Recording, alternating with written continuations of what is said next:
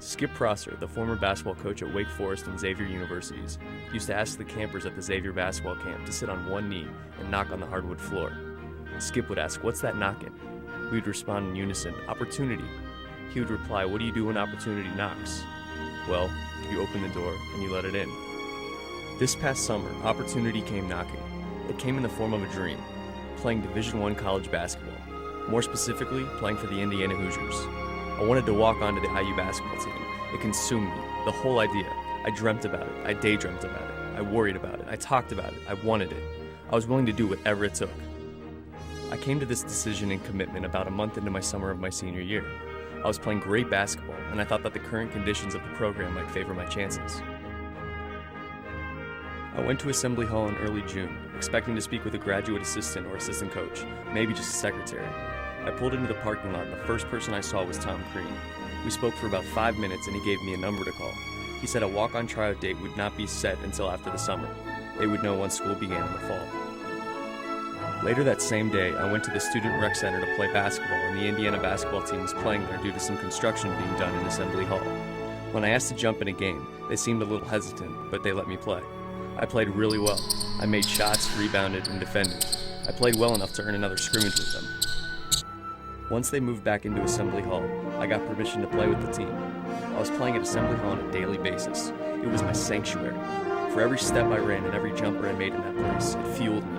I shot better in Assembly Hall, way better. When it's just you, the ball, the basket, and those banners, it gives you goosebumps. I was gaining confidence from playing with the players. I would go to play pickup games at the gym and on the weekends, and notice that it came a little easier. My game was getting strong enough to compete with these Division I athletes. I think something that made this experience as intense as it was my work ethic.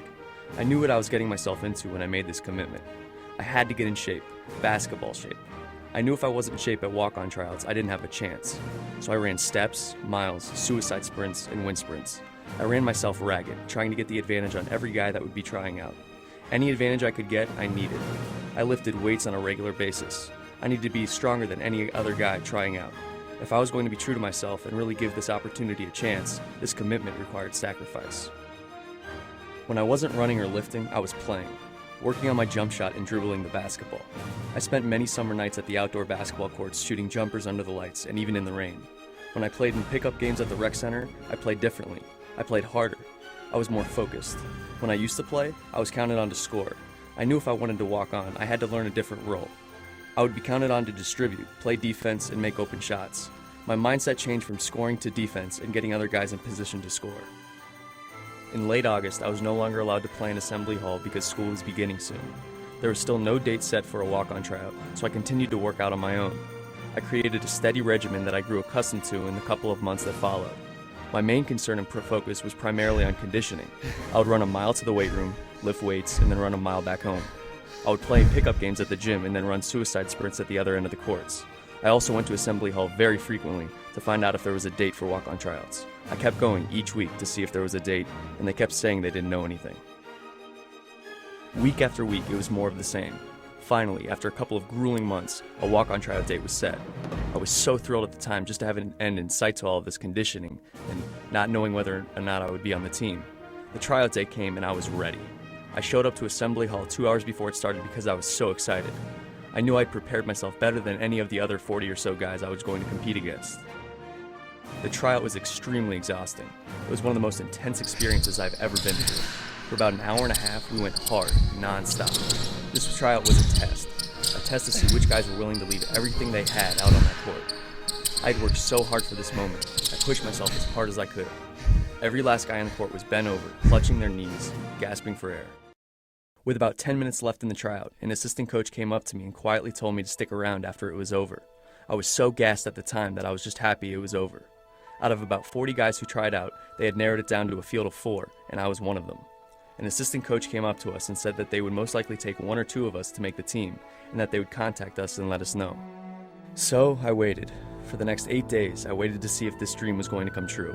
I couldn't sleep, I couldn't focus, I couldn't study, I could only think about basketball. I had made it this far, and now it was all up to the coaching staff to decide. I had done everything I could possibly do, and it was out of my hands. About a week after the tryout, I received a phone call from a graduate assistant while I was in a class. As I left the class to speak with him, he told me that the roster was full and that they couldn't take any walk-ons. I was crushed. My dream was shattered. After 5 long months, it was over. If someone would have told me 5 months ago that I would have the chance to play in Assembly Hall with the entire Indiana basketball team, I would have thought they were insane. I never would have imagined that I could get as close to my dream as I actually did. As a result of this pursuit, I'm in excellent physical shape. My basketball skills have developed tremendously. This experience has given me confidence in myself, both on and off the court.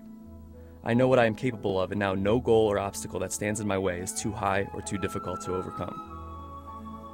This entire experience was a risk, and I took a shot. The odds were stacked against me, and the possibility of succeeding was bleak. There were countless times during those grueling, painstaking moments in between suicide sprints when I was bent over, gasping for air, when I just wanted to quit. Grinding it out through those moments has made me a stronger person. Whether it's a basketball team you're trying out for, or a job you're applying for, take the chance. It just might work out. The next time an opportunity presents itself and you are debating whether or not to take the risk, always remember the words of wisdom from good old Coach Skip. When opportunity knocks, open the door and let it in.